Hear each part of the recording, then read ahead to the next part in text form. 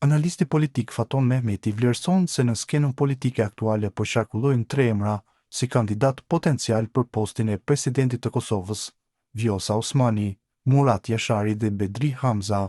Sipas Mehmetit, ekziston një dakordësi e heshtur mes kryeministrit Albin Kurti dhe presidentes aktuale që Osmani të propozohet për një mandat të dytë, pa ndonjë marrëveshje paraprake me partitë opozitare. Sipas burimeve ka një dakordësi mes Albinit dhe Vjosës që të propozohet presidenti aktuale pa marrëveshje me opozitën, thot Mehmeti. Ai shton se kjo qasje mbështetet në bindjen se çdo dështim eventual në procesin e zgjedhjes së presidentit do t'i faturohej opozitës, gjë që sipas tij do ta detyronte atë të marrë pjesë në seancë.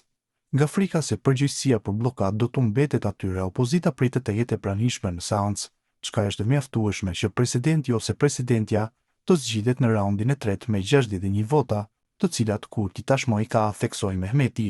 Në këtë kontekst, analisti sqaron se Murat Jashari mbetet një opsion vetëm në rrethana të caktuara. Jashari mund të propozohet vetëm nëse Kurti nuk e mbështet Vjosa Osmanin dhe nëse nuk ka koalicion me PDK-n, shprehet ai.